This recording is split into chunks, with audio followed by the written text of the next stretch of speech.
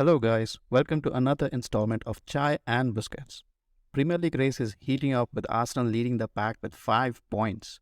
In this episode, we try to bring you all the latest on the title race and our mid season predictions that we had made earlier in the podcast. To start off, let's get into the action with an amazing match we witnessed last weekend. So, over to you, Sandy. How is that 7 Up drink tasting? Yeah, I think it's better for me to talk less during this podcast because because of the obvious result. But yeah, I mean to start about the game, I think United started well. When I say well, they the first half was not bad. They created two decent enough chances, but there were lot of things that were wrong from the beginning itself. I felt we were tactically naive in terms of setting the team up. It's still although Liverpool are having a bad season, it's still Liverpool, it's still Anfield. So like I felt like we were not Bruno starting with Bruno playing on the left wing and Rashford as a striker, whereas every team in Europe or Premier League exploited Trent, and our best left winger is Rashford, right? The so y- yeah, like we did not play to our strengths, but at the same time there was something that is like completely went wrong in the second half. uh, there are a lot of heads that got turned off. Luke Shaw and Mo Salah were not even a match for each other, and then like there were so many, we were not able to keep the ball. A lot of things that were wrong. So but I also think I also have to give credit to Liverpool because they explored our weaknesses in terms of playing through the fullbacks. I don't know if you remember Abhishek. Even in Barcelona game, in first half, Balde was getting lot of freedom on the left, and that's because our front three, uh, Rashford, if it's Weghorst and Anthony, or in this case Bruno, Rashford and Anthony, they overload on one side and leaving your fullback free. So and your fullback will get a lot of freedom, and if you can't match that fullback, then you have spaces that you can exploit.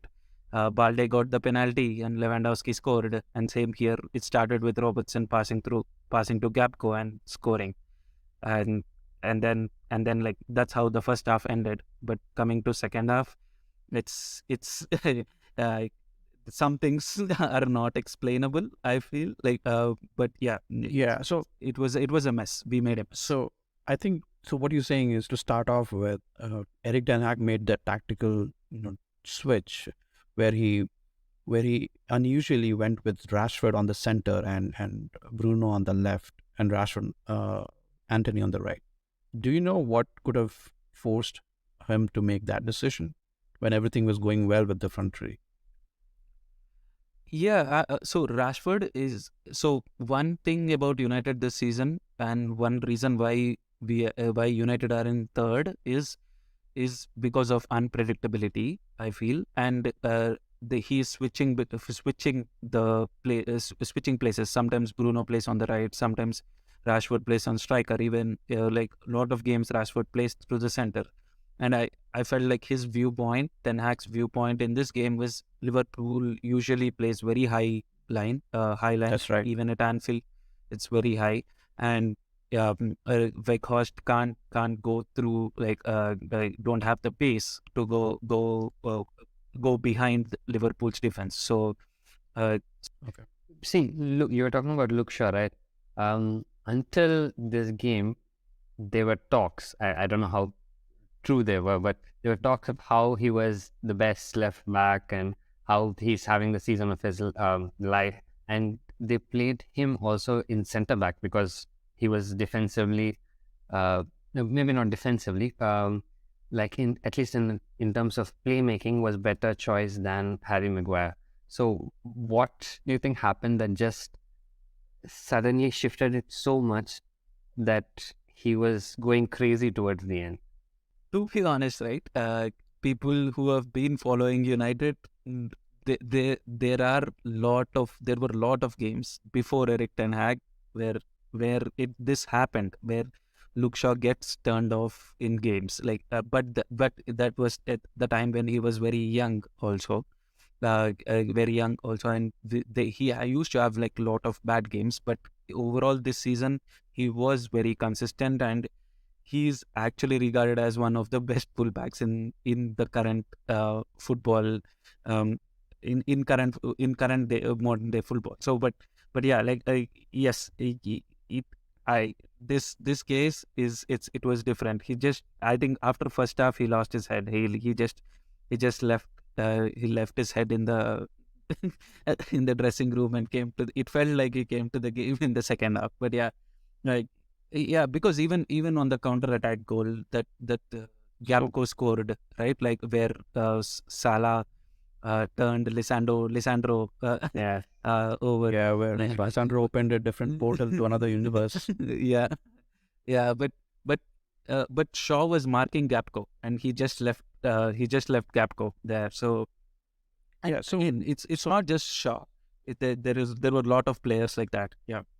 Like Yeah. individual mistakes. yeah, Mhm. I think so. I just wanted to go back to, because I think we stopped at the first half, and we wanted to see what happened in the second half. So, Sandy, if you could take us through. I know it's Yeah. very painful. Yeah, it is painful, but to be honest, right, that is one thing that I mentioned before, that off the ball pressing that United does is similar to what Leeds used to do. It's 1v1 pressing, and the front three does an overload wherever the ball is. That leaves the fullback free, and in most of the cases, it's 1v1 defending. So everyone is man to man, and in man-to-man defending there is a thing like if you lose That one, one. like if you lose a duel, then it's a domino effect, right? And Casemiro was off, like he was losing all his duels, and Fred was his usual trying the doing extra, trying to do everything, trying to do attack, trying to defend, trying to do everything, and we lost control. And and this also brought up a glaring need to have some kind of position based midfielders, because our midfield was Casemiro, Fred, and Weghorst. So there is no one who can actually keep the ball. So it brought up that need, like, of some kind of ball keeping skills. I thought, although Anthony had a very bad game, very, very bad game. But one reason why he was playing for 90 minutes is his main skill is he's press resistant, Keeping and he can keep the ball even if 3 or 4 people are pressing him, and he can find the people who are in space. And he was one of the few players on the pitch who can do that. So Yeah, I agree. Like that's why I he think the wanted to thing keep it. that And the other thing I felt in second half was that I noticed most about the United team was the fact that they couldn't keep the ball at all. Like every one of their midfielders was losing the ball, and even after they made the changes, like even I think for the last goal, Sabitzer just lost the ball so easily. Like, and if you look at all of their players, all of them are like that. Like no one, maybe the best one was Ericsson, but he's been injured for a while now, right? So even in that sense, they don't have a good player. Yeah, they don't have a good player who can keep the ball, who can at least try to take control. Dictate the tempo. Yeah, yeah. like the And like a the fact that Fernandes. exactly, and the fact that they haven't bought a player for like that in January also shows that I like if you think of Eric Ten Hag's teams, you think that they should be able to control games, right? But the fact that he's had two transfer windows and they haven't bought a player like that, like what is the future? Like you don't know who he has to get. Like he has to get multiple players just to control the play, right? And that means that two new players will come in and they'll have to get settled in. So even for the next few months, it doesn't look like it's going to settle down, you know? Yes and no. I mean, until now, United are having one of their best seasons in the recent times, right? So Okay, okay. they bet back. Do you think that's true? Do you think that's true? Because they are very strong in the transitional sense.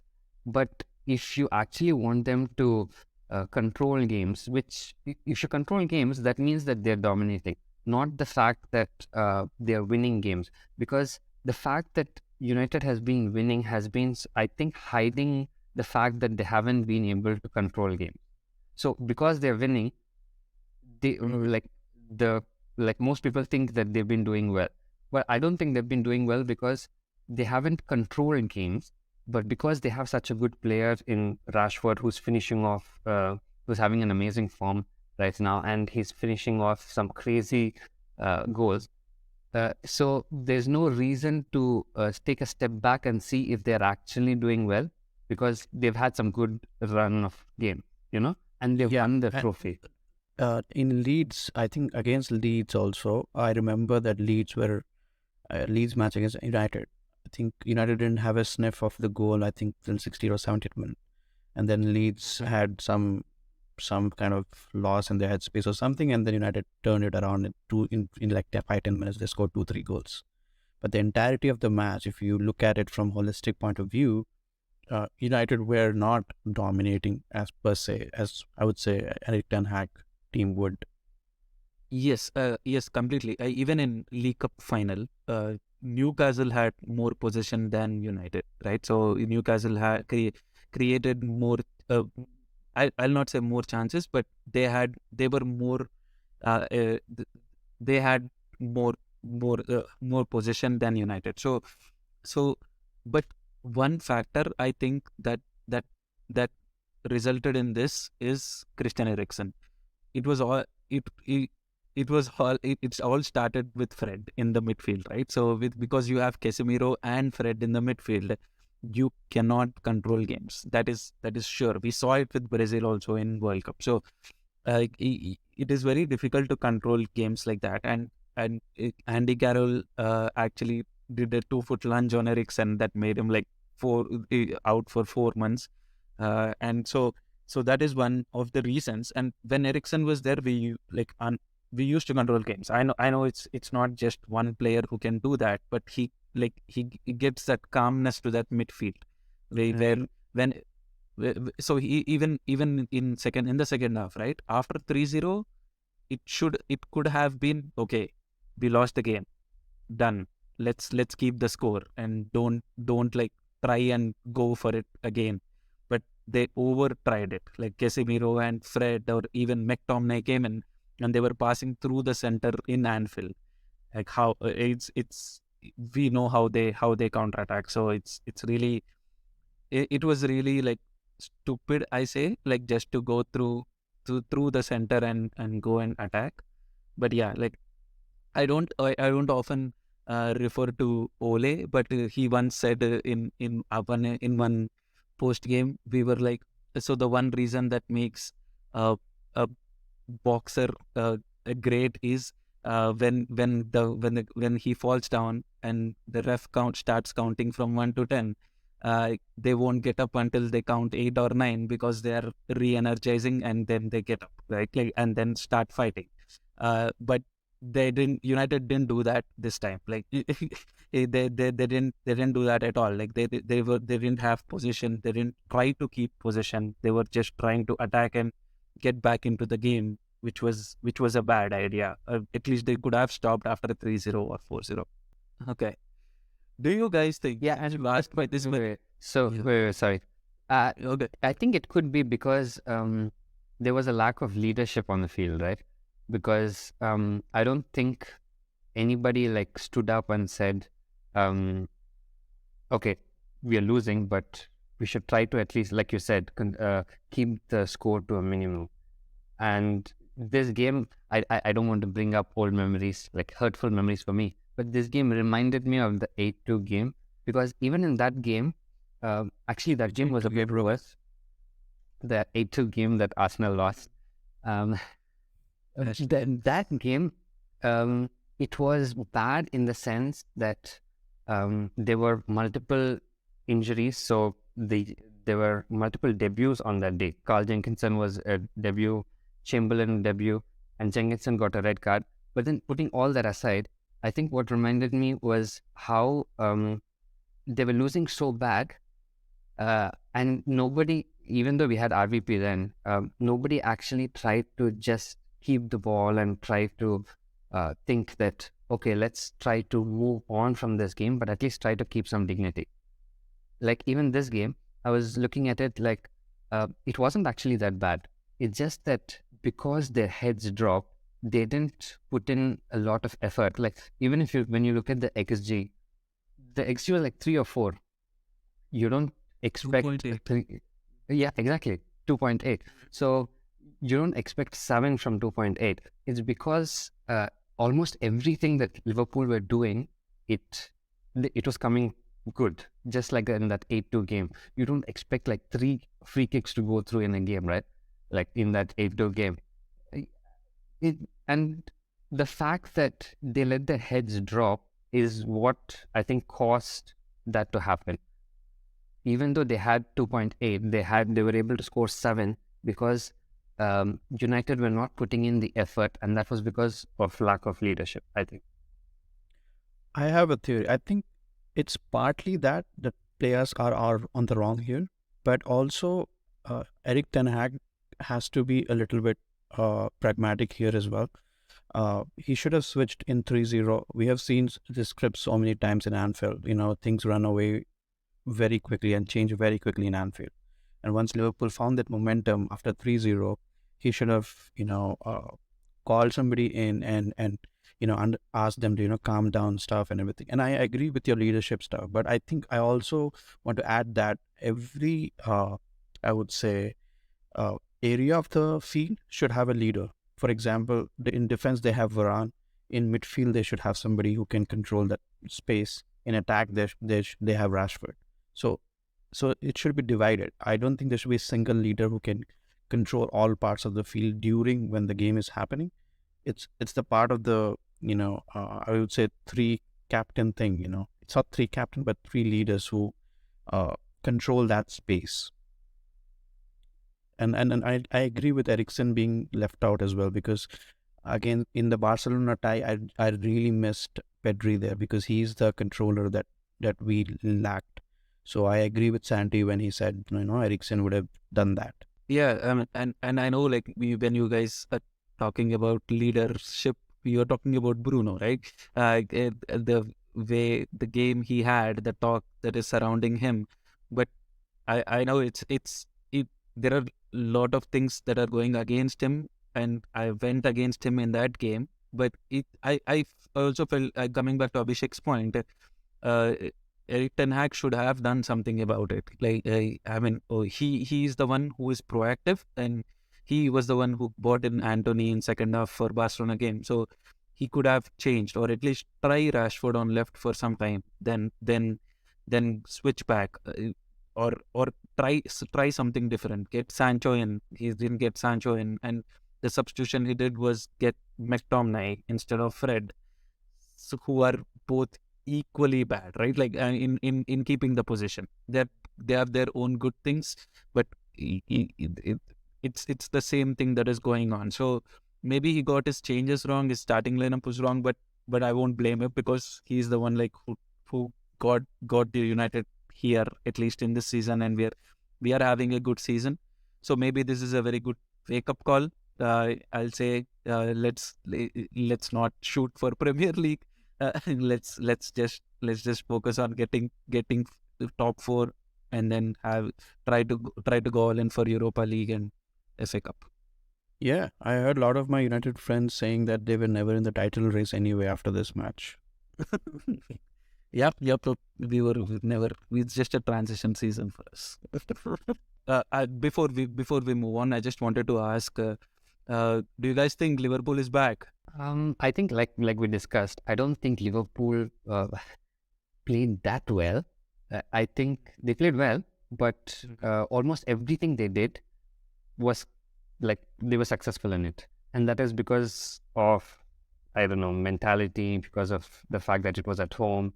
And so I don't think they are back. They didn't suddenly become bad that they went away.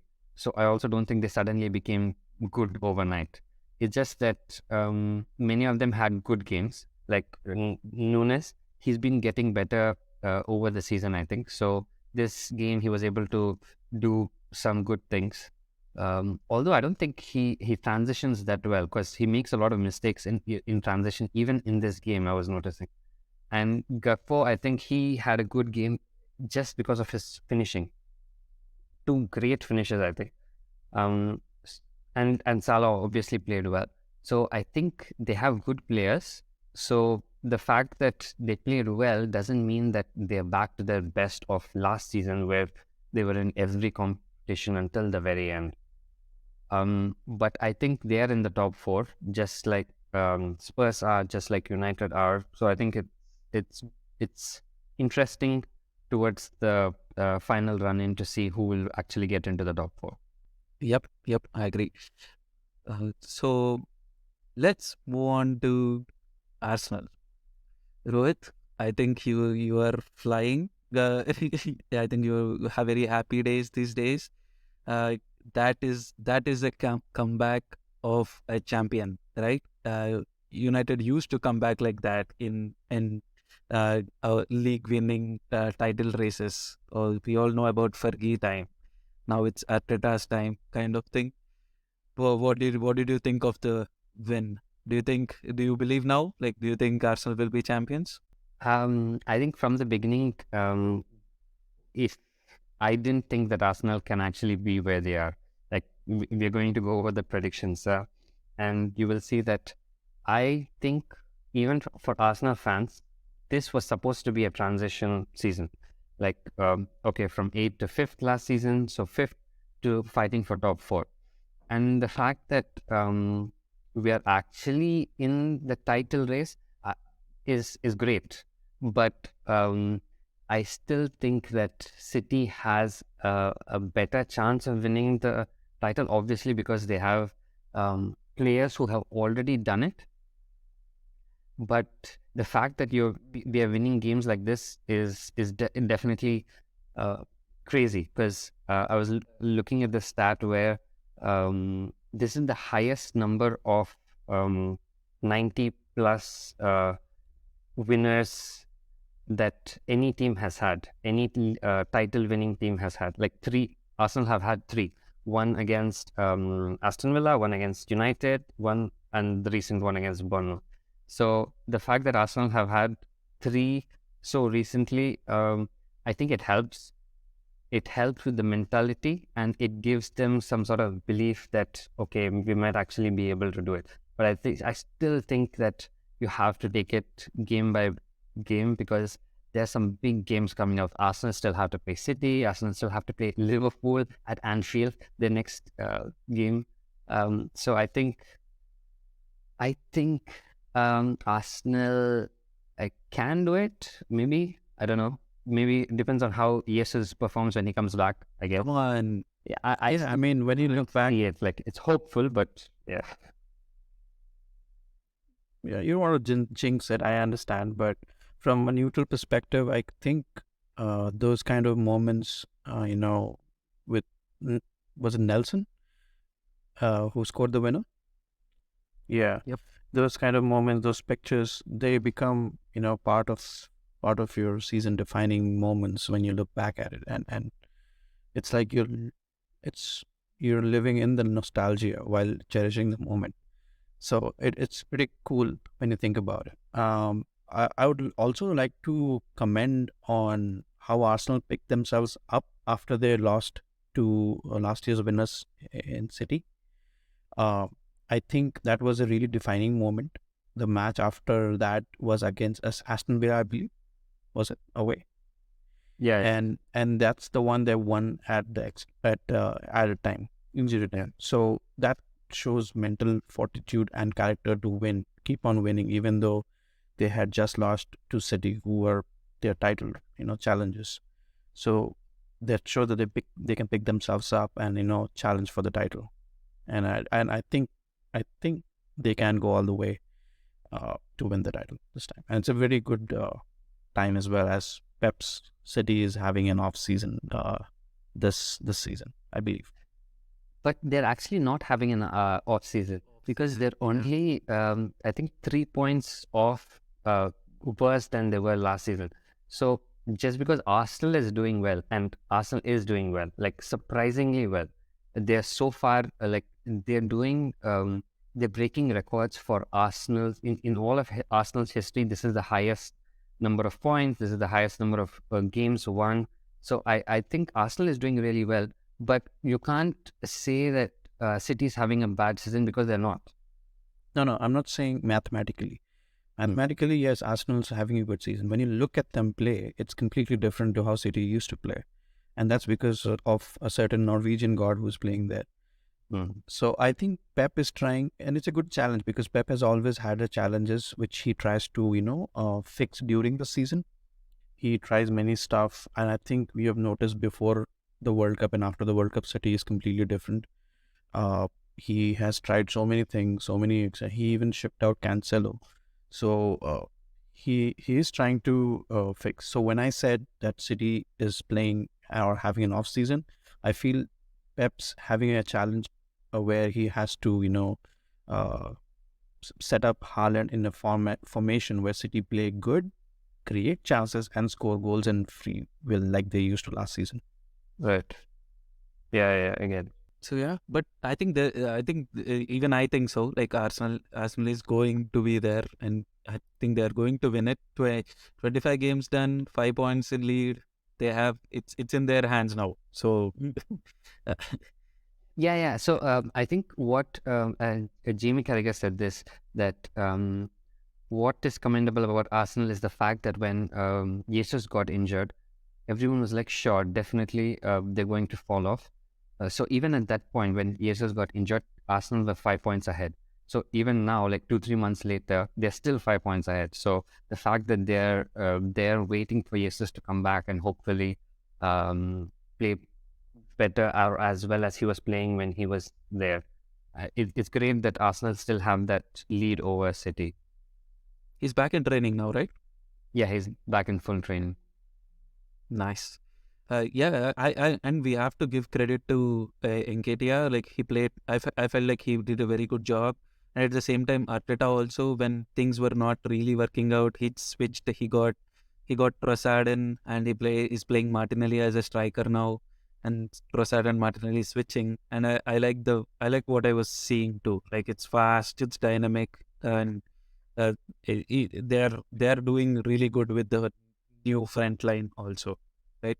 Yeah, and they got Jorginho in, which really helped because at that point, Partey was injured. So the fact that Jorginho could play there and still play in a possession-based style was really good. And the fact that he was able to take that shot against Aston Villa. Yep. The only thing I have is Europa League round of 32 or 16 games that are coming in. Do you think Arsenal can have these many tough games or fixtures that you mentioned, City, Liverpool, both away, and then Europa League? How do you think Arteta should go about this, challenge of going through these? What do you think should be the priority? Is it the Europa League or is it the Premier League? I think for Arsenal, definitely the league is a priority because I think knockout is very unpredictable. So if you prioritize knockout and then you don't play your best team in the league, then it's hard because even this game, this was the first game that Xhaka didn't play, and I think not that if Xhaka played, Arsenal wouldn't have considered in the first 10 seconds. The fact that I think we could afford to not play him in the league was good because we had other players who could still play there, but they didn't perform up to the standard. So I think focusing on two different competitions is going to be very hard because that first 11 has been very good. And the fact that the second team that will play, they don't play together that often. So obviously they can't gel together. And obviously they can't make the same way as all the other players who have been playing together for so long for the whole season. And Oh, come on. What are you saying? You have Ryan Nelson, right? He can come and win you the games. Did he do this the second time this season? Like he did this before also, right? He scored a hat trick. He scored a hat trick earlier on the season. So that Oh, was special. was was that a comeback too, or No, it wasn't a comeback. It was at home, and he scored a hat trick, which was surprising because Arsenal player had not scored a hat trick for a long time. Then, okay, okay, yeah. Whenever he plays well.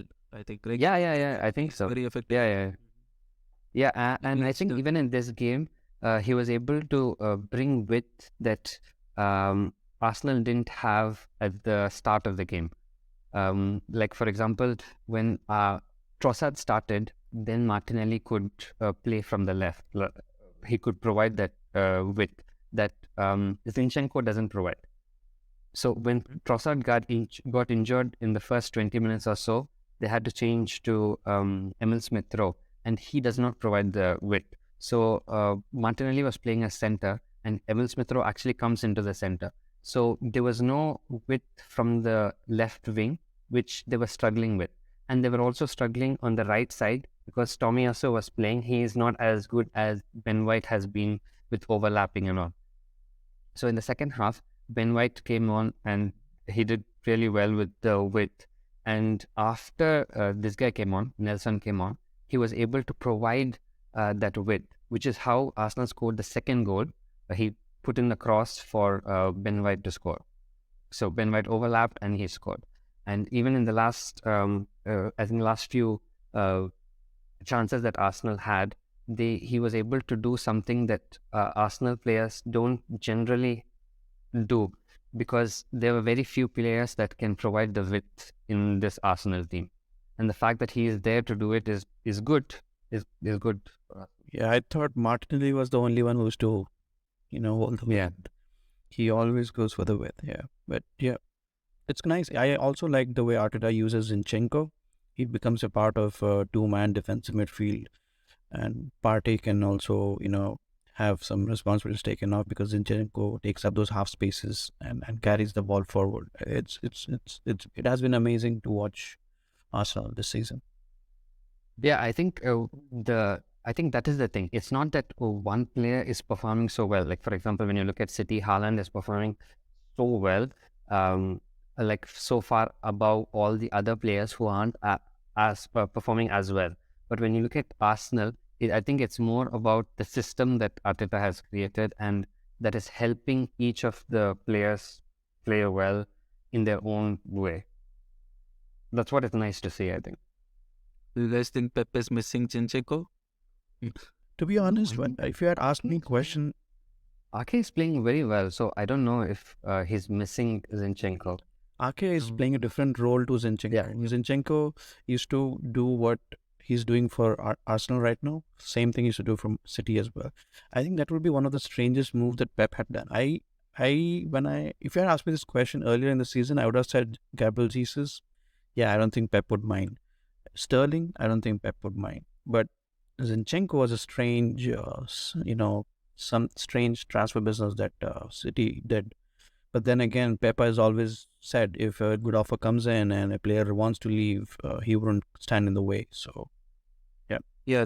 That's why he's trying Bernardo Silva on left back now, right? So, Bernardo Silva is trying everything. Rico Lewis is playing interior. Because the problem, even when Cancelo was there, is Walker and Cancelo will be the starting fullbacks, but both of them can play only wide. No one can play interior. And then Sergio Gomez I don't think is ready yet, so he's still very young. And even after Cancelo left, so Ake can't do that, and he's trying it with Rico Lewis, and he's still very young. So that's why maybe he ended up with Bernardo Silva. Please do me everything that is missing. That's Pep's strategy. I think the only good thing for Arsenal is that City is there in FA Cup, Champions League, and Premier League. So they might be a bit. Hopefully, they are busy with the other cups. But City are used to it. That's the problem. City, it's not like United losing 7-0. One other reason is I think United were tired. maybe We're the tired. excuse from my side. Yeah, they played too many games, too many games for United. They were barely in a competition at this time, last 2 or 3 seasons. So I think like it's I think it could be true, but they've had some easy draws. Like all of their draws were easy, like Carabao Cup and at home. So it was very easy for them. So they should have had it easier. I don't think that's a good excuse. but the problem is they only played with one team, right? They're only Yeah, playing yeah, one team. Yeah, I think what Sandy is trying to say is that the main players for United are overused. Like, yeah. for example, Casemiro, Bruno, or Luke Shaw, or Varane, for example. They have been overused. Even Rashford. Yeah, they should bring back Harry Maguire. I mean, I think the world wants to see that. Yes, definitely. Let our captain be on the bench. It's fine. Yeah, the captain on the field is not performing well, Bruno. I think Bruno gets a lot of stick, which is unfair to him also. But No, maybe I'm very fair.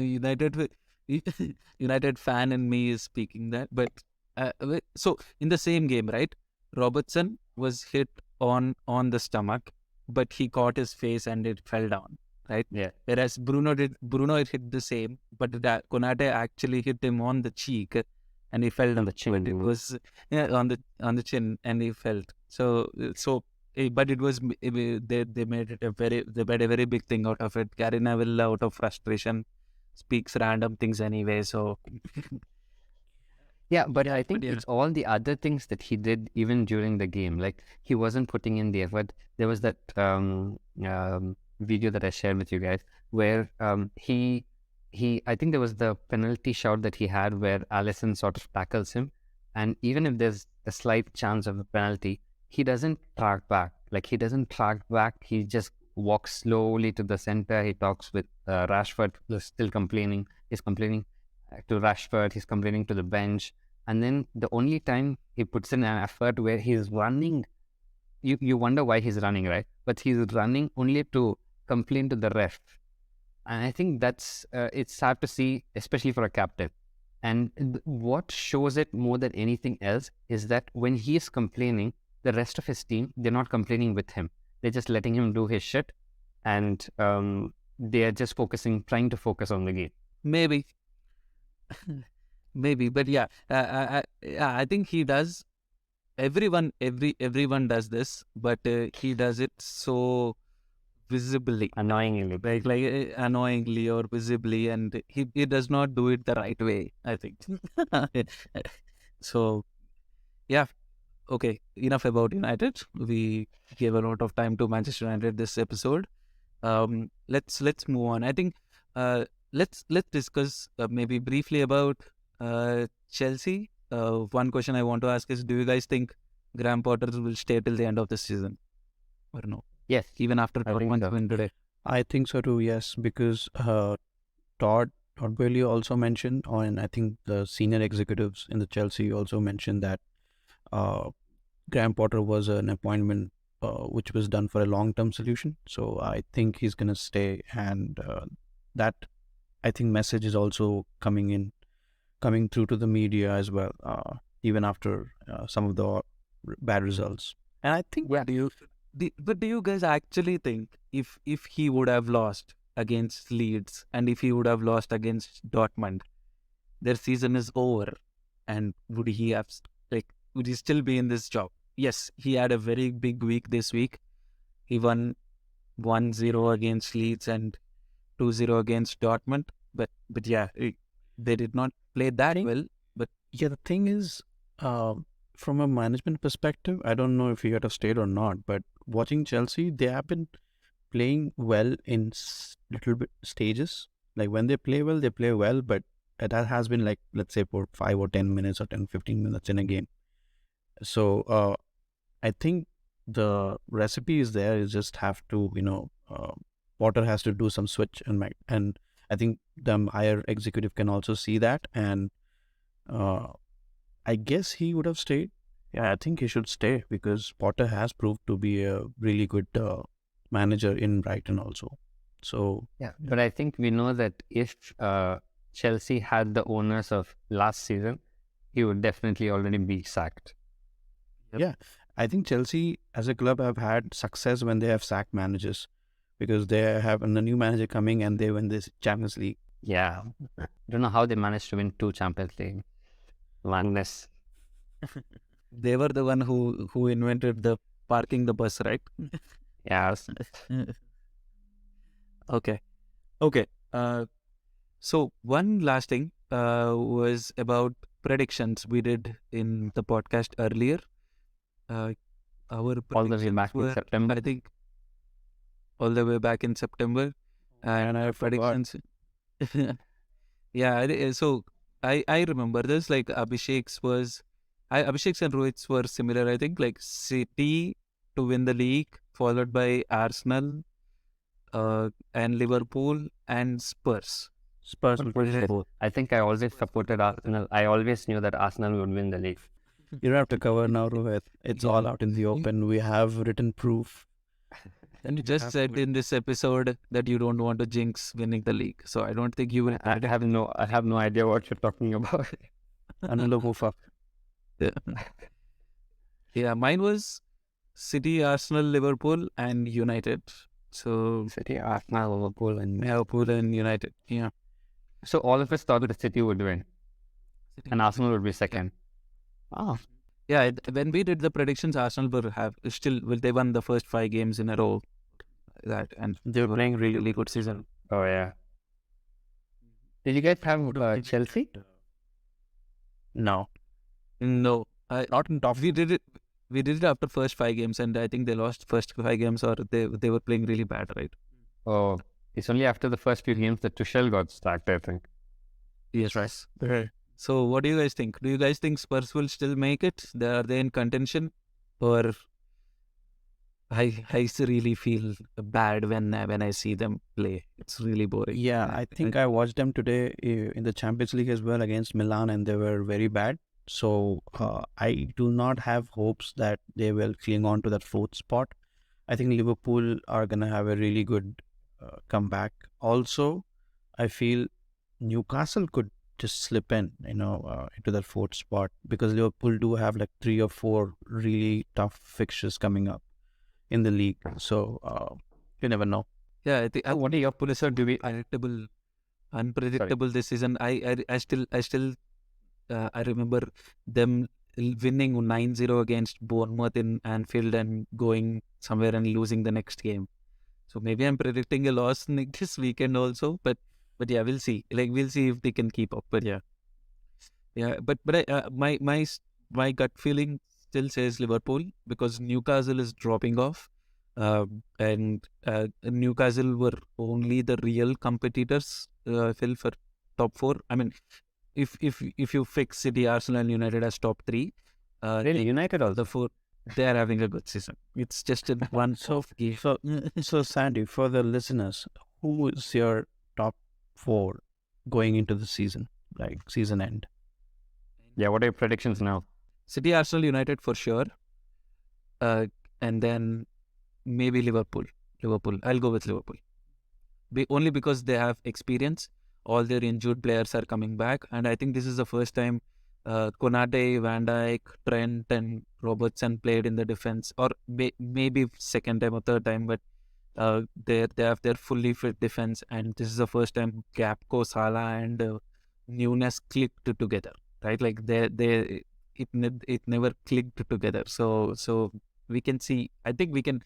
Gakpo is getting in, so I think we can see a good run of form. Maybe the next 10 games. Maybe Liverpool can. What about you, Arsenal? Jump in.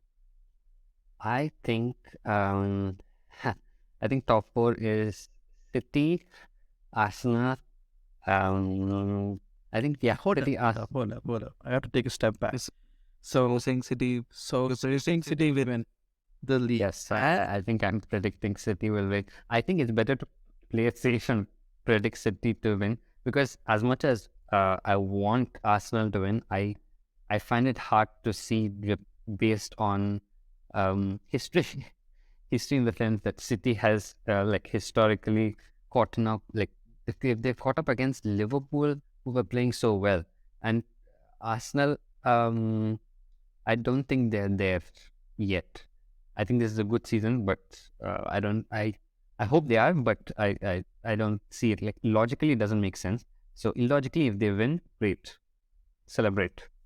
But I think logically, City, Arsenal, United, Liverpool, yeah, same.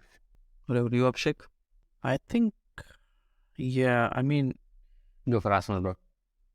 I actually want to because I have been watching them and I've been watching City, and I think City will run into few more draws during the more fixtures, so they will drop points there. So, but also knowing Pep, he doesn't leave you any breathing space at all. So it's a hard choice, but I will go with Arsenal because the all the season defining moments that we have seen all the matches. So my top four will be Arsenal and then City and United third and fourth will be I'm gonna go with Liverpool as well. Yeah. Yeah, even I'm predicting an Arsenal will. I think it's written in the stars this time. So whenever, even if I remember City's first, I mean Pep's first title, right? Yeah, I remember like Raheem Sterling scoring in 93rd, 94th minute, winning the games, once or twice. Even United wins titles, they always score in 90 plus third minutes.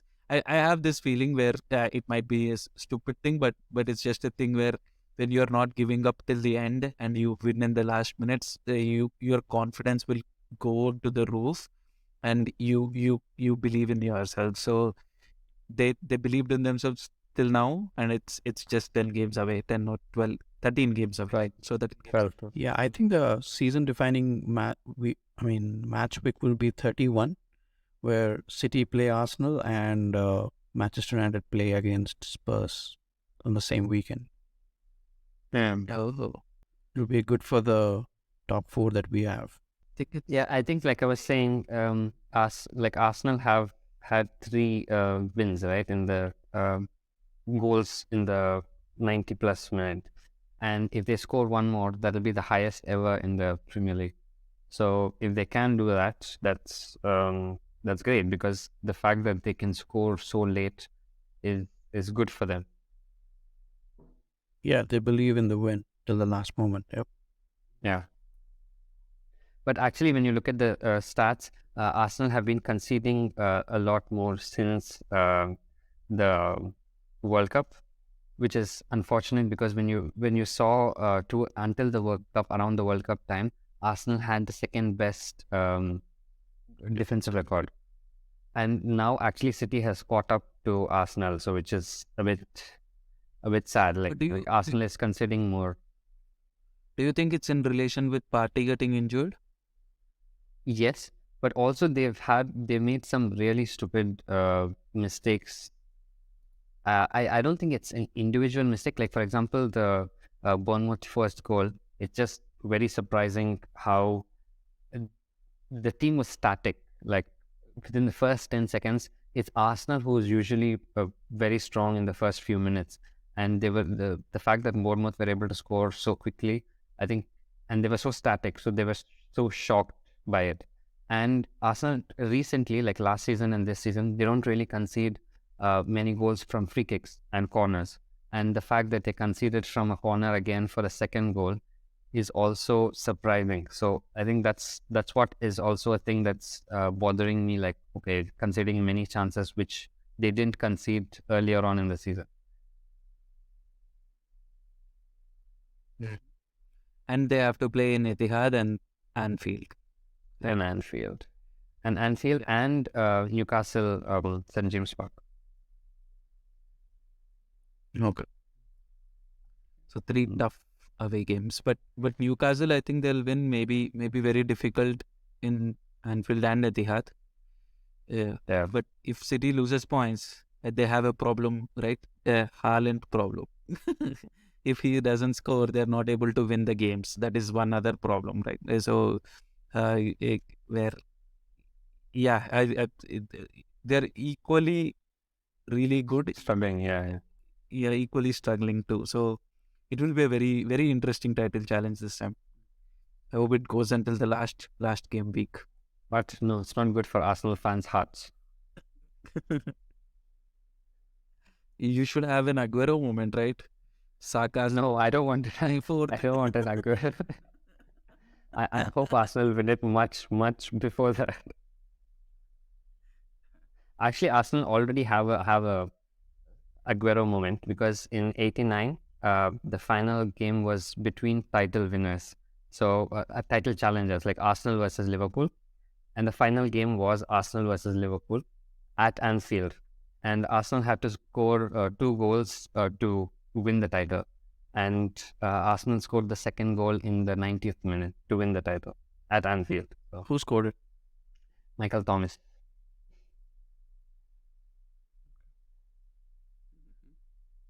Yeah, then I think it was Liverpool and Arsenal who were fighting for the title then, like 70s and 80s. Yeah, I mean, I think if Arsenal win it now, it will be like after 20 years, right? They'll get the title. 30 or 30.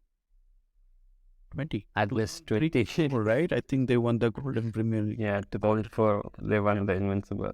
Invincibles, yeah. In Arsenal's history, this is the longest they've gone without winning the title. I think you should talk to David. They will tell you that once in 34 years, right? 30 years. Yeah. So David is Rohit's brother. And he's a Liverpool fan. So yeah, Yeah, but then Context. Liverpool fan. Yep. But then a Liverpool fan would say they have 6 Champions Leagues. And Arsenal have 0. Yep. you have Arteta. So it's you. Yes, I think exactly. Now is the time. Next season. Okay, I think this is the time to end the episode. It's a perfect time to end the episode. Thank you all for listening to our episode. We wish and we will continue to make this type of videos podcasts again. Yeah, Regularly. regularly. Hopefully regularly. See you next time.